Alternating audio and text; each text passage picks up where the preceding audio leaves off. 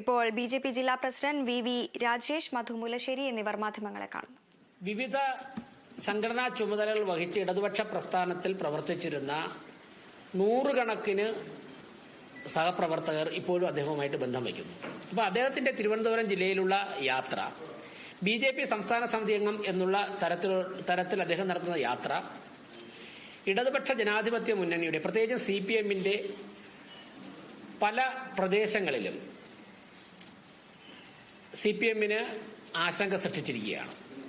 നേതൃത്വത്തിന്റെ വഴിപിഴച്ച പോക്കിൽ മനമെടുത്ത നിരവധി സഖാക്കൾ ശ്രീ മധു മുല്ലശ്ശേരിയുമായി ബന്ധപ്പെടുന്നുണ്ട്.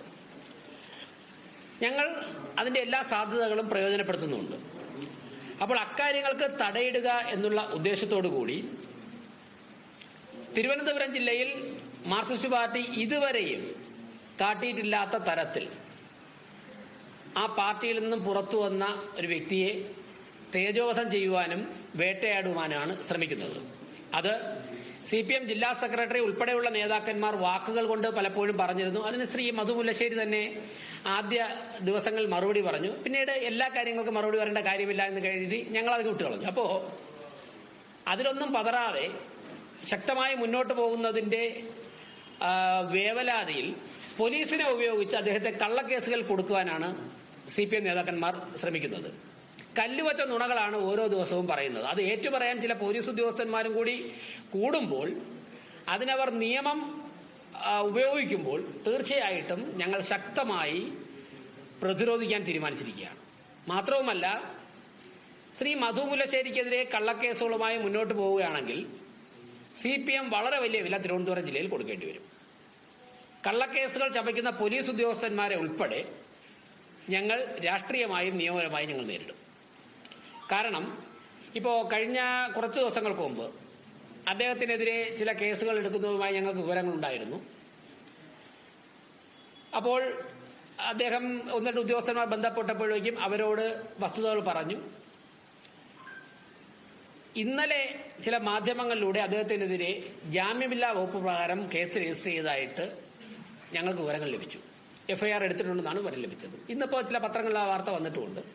അടിസ്ഥാനരഹിതമായ ആരോപണങ്ങൾ ഉന്നയിച്ചുകൊണ്ട് മധു മുല്ലശ്ശേരിയെ തകർക്കാൻ ശ്രമിച്ചാൽ, മാനസികമായി തളർത്താൻ ശ്രമിച്ചാൽ, BJP എന്ന പ്രസ്ഥാനമാണ് അദ്ദേഹത്തെ BJP-യിൽ ചേർത്ത് പ്രവർത്തിപ്പിക്കാൻ തീരുമാനിച്ചത്. CPM നേതാക്കന്മാർ വിഡ്ഢികളുടെ സ്വർഗത്തിലായിരിക്കും എന്നാണ് എനിക്ക് പറയുവാനുള്ളത്.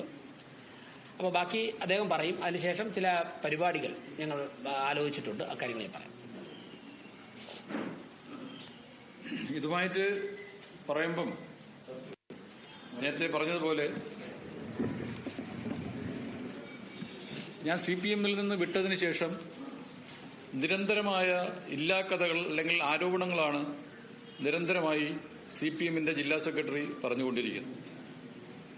ആദ്യം പറഞ്ഞ സാമ്പത്തിക ആരോപണമാണ്, വേറൊന്നും പറയാനില്ല. ഞാൻ പലവട്ടം പറഞ്ഞിട്ടുള്ളതാണ്, നിങ്ങളുടെ അടുത്തെല്ലാം പലവട്ടം പറഞ്ഞിട്ടുള്ളതാണ്. ഞാൻ 30/1 കഴിഞ്ഞ് 1-ാം തീയതി 1 മണി വരെ ഞാൻ CPM-ന് കൊള്ളാമായിരുന്നു. എന്നാൽ 1-ാം തീയതി 1 മണിക്ക് ശേഷം CPM-ന് കൊള്ളാത്ത ആളായി, ആരോപണ വിധേയനായി നിൽക്കുന്നവനായി ആരോപണങ്ങൾ ഓരോന്നായി പറഞ്ഞു തുടങ്ങി. ഞാൻ ലക്ഷങ്ങൾ കൊണ്ടുപോയി എന്ന് പറഞ്ഞു തുടങ്ങി, കോടികൾ കൊണ്ടുപോയി എന്ന് പറഞ്ഞു തുടങ്ങി. എന്നാൽ അതിൽ നിന്നെല്ലാം വ്യത്യസ്തമായതിൽ അതിനൊന്നും വ്യക്തമായ ഒരു തെളിവും ഇല്ലാത്തതിന്റെ ഭാഗമായി സമ്മേളനത്തിൽ ഞാൻ പിരിച്ച പൈസ കൊണ്ടുപോയി എന്നൊരു ആരോപണം വന്നു. അത് നിങ്ങളെല്ലാം റിപ്പോർട്ട് ചെയ്തതാണ്. അതുമായി ബന്ധപ്പെട്ട് കേസ് കൊടുത്തു. കേസിന് വ്യക്തമായ മറുപടി ഞാൻ ആറ്റിങ്ങൽ DSPക്ക് കൊടുത്തു. അത് അവിടെ കൊണ്ട് അവസാനിച്ചു. എന്നാൽ ഇന്നലെ ചില ചാനലുകളിൽ കൂടെ ഞാൻ അറിയാൻ കഴിഞ്ഞത്, മെനിങ്ങാന്ന് 7:30 മണിക്ക് CPM-ന്റെ നേതാക്കൾ അവിടെ ചെന്നിരുന്നു, നിർബന്ധിച്ച് മംഗലാപുരം CI കൊണ്ട് കേസെടുപ്പിക്കുകയാണ് ചെയ്തത്. CI കേസെടുക്കാനായിട്ട് തയ്യാറായില്ല. എന്നാൽ മോളിൽ നിന്ന് വലിയ സമ്മർദ്ദം വന്നതിന്റെ ഭാഗമായിട്ട് എന്നെ അറസ്റ്റ് ചെയ്യണം എന്നുള്ളൊരു തീരുമാനമാണ് അവരെടുത്തിട്ടുള്ളത്. ജാമ്യമില്ലാത്ത വകുപ്പും പ്രകാരമാണ് എനിക്കെതിരെ കേസെടുത്തിട്ടുള്ളത്. ഒരു ന്യായീകരണവും എനിക്ക് പറയാനായിട്ട് പറ്റില്ല.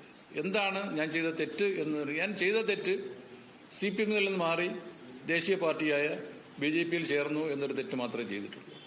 അപ്പൊ CPM-ൽ നിന്ന് പോകുന്നവരെ ഇല്ലാതാക്കുക. എന്നാൽ CPM-ലോട് വരുന്നവരെ രണ്ട് കൈ നീട്ടി സ്വീകരിച്ച് വലിയ സ്ഥാനമാനങ്ങൾ കൊടുത്ത് കൂട്ടി നിർത്തുന്ന സമീപനമാണ് CPM നടത്തിയിട്ടുള്ളത്. അതിന് ഉദാഹരണമാണ് AP അനിൽകുമാർ. ഇന്ന് കോൺഗ്രസിൽ നിന്ന് വന്ന നേതാവ്, വലിയ സ്ഥാനമാണ് കൊടുത്തിട്ടുള്ളത്. ഇന്ന് ദേവസ്വം ബോർഡ് പ്രസിഡന്റായിരിക്കുന്ന PS പ്രശാന്ത് കോൺഗ്രസിൽ നിന്ന് വന്നവരാണ്, വലിയ സ്ഥാനം കൊടുത്തിട്ടുണ്ട്. അപ്പൊ CPMലോട്ട് വന്നാൽ കൊള്ളാം, CPMൽ നിന്ന് പോയാൽ അവൻ കൊള്ളരുതാത്തവരായി. എനിക്ക് പറയാനുള്ളത്, സമ്മേളനവുമായി ബന്ധപ്പെട്ട് നിങ്ങളോട് പറയാനുള്ളത്, ഞാൻ അതിലൊരു സംഘാടക സമിതിയുണ്ട്. ആ സംഘാടക സമിതിയുടെ ചെയർമാൻ ഞാനല്ല, അതിന്റെ കൺവീനർ ഞാനല്ല. 1 രൂപ ഞാൻ എന്റെ കൈപ്പടയിലോ ഞാൻ ഒപ്പിട്ട് കൊടുത്തോ 1 രൂപ പോലും പിരിച്ചിട്ടില്ല.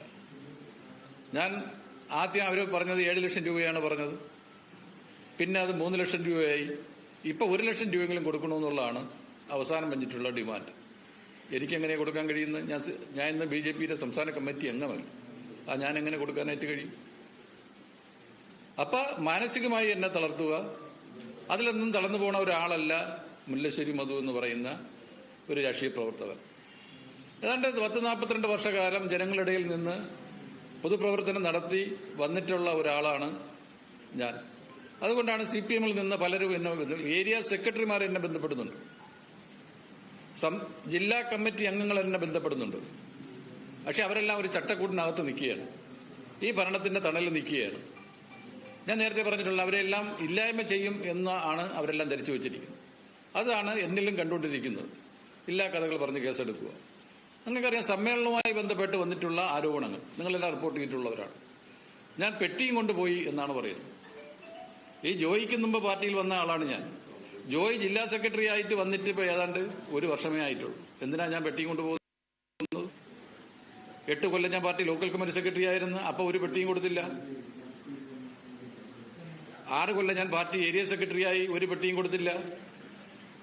അപ്പൊ പെട്ടി കൊടുക്കണമെങ്കിൽ ജോയിക്ക് മുമ്പുള്ള നേതാക്കൾക്ക് വലിയ പെട്ടി കൊടുക്കേണ്ടിയിരുന്നു. അവർക്ക് കൊടുത്തുവല്ലോ എന്ന് എനിക്കറിയാൻ വയ്യ.